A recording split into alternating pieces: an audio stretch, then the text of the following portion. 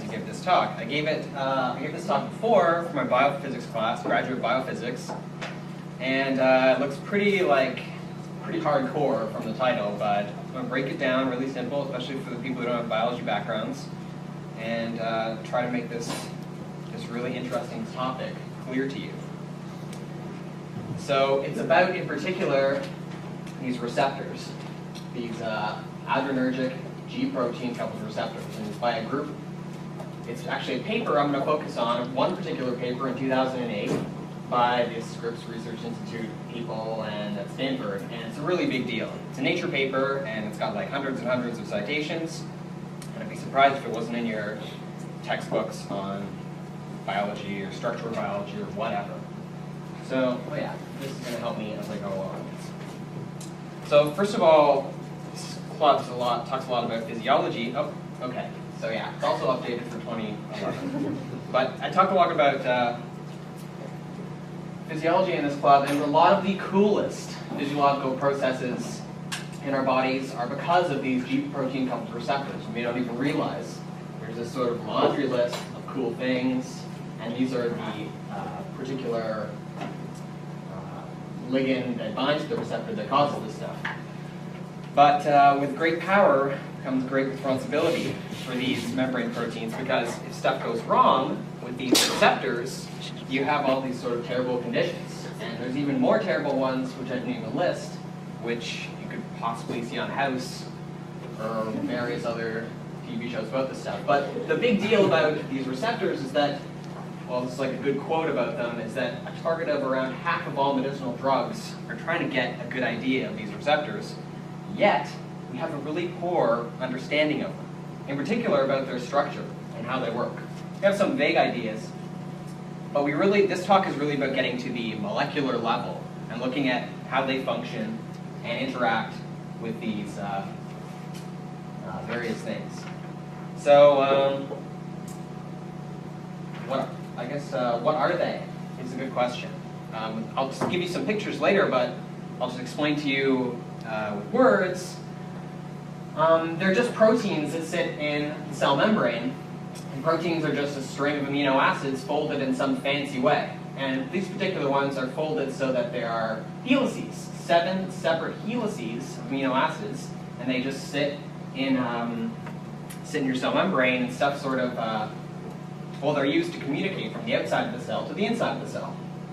Here in particular, oh yeah, so I told you there's a string of amino acids. The outside, or the end of the amino acid string, sits and wags around outside of the cell, and then it creates those 7 helices.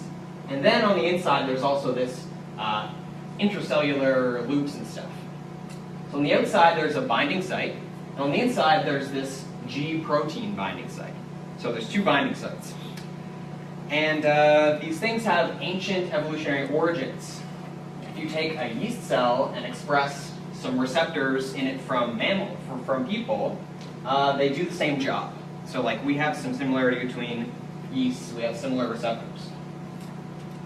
So what the heck are G proteins? These are G protein-coupled receptors. They're really, well, they're used for signaling, basically.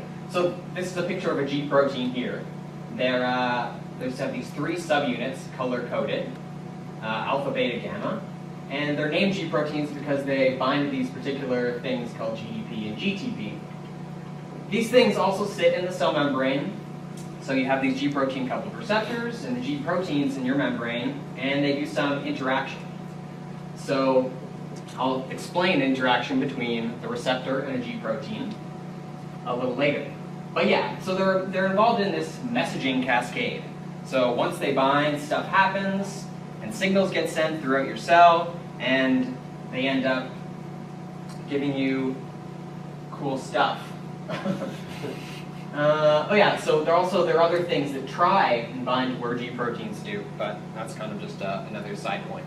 So yeah, cell signaling and signaling in general can get pretty complex. Really going to focus. This is just like some sort of cell and all sorts of signals passing through it. We're really just going to focus on one part of it, really isolated region. So I guess, yeah, I'll just go right give you an example, give you a little picture. I explained already, this is just like this diagram of the cell membrane, really abstract shapes. There's the GPCR, this G Protein-Coupled Receptor, and this is that G protein. This is a nearby effector, some sort of enzyme that also sits in the cell membrane. So what happens is, a friendly old ligand comes along. It's your heart, it's your love, and it binds to this GPCR from the outside. And there you get this affinity based.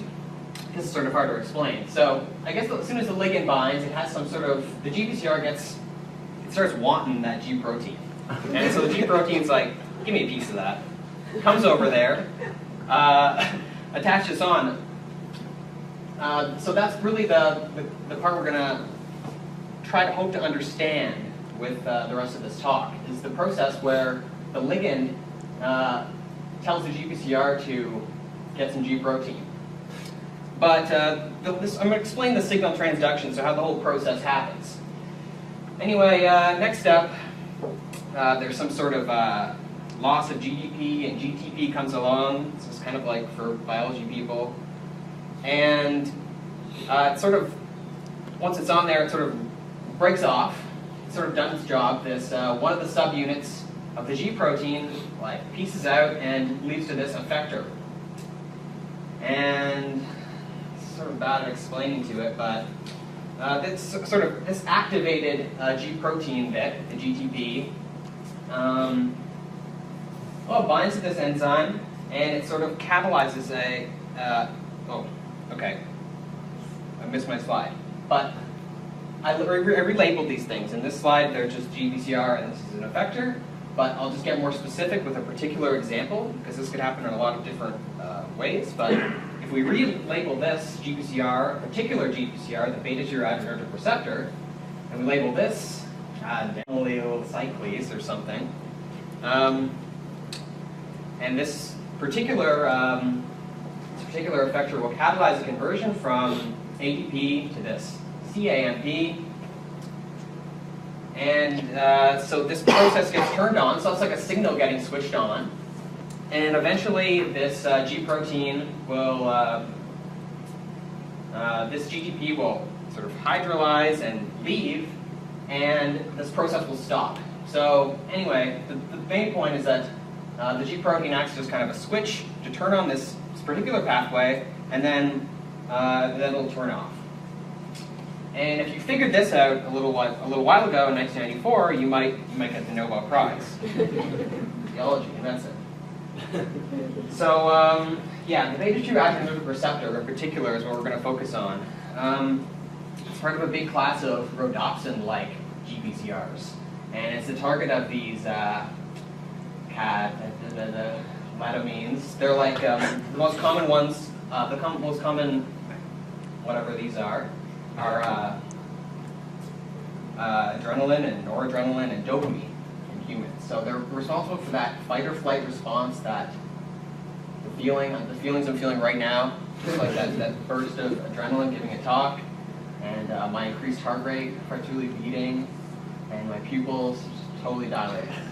So yeah, as I was explaining, we don't know a lot about them, and in particular, what the differences are between them. There's a whole bunch of them. This is rhodopsin-like. It's part of a big class, but we don't know the subtle differences between them either. So rhodopsin in itself is the one that's really great in our eyes, gives us that sense of sight. So in this case, you can kind of remember that diagram that I gave you in the past few slides. This one starts with an absorption of a single photon to give a conferential changes in retinol, and then retinol binds to rhodopsin, this receptor, and then transmits this signal to these G proteins, and then it activates a nearby effector, just like I said, and then it goes on to various other processes, and this gives us some sort of potential and energy gradients, and transmits our optic nerve, and then we can see.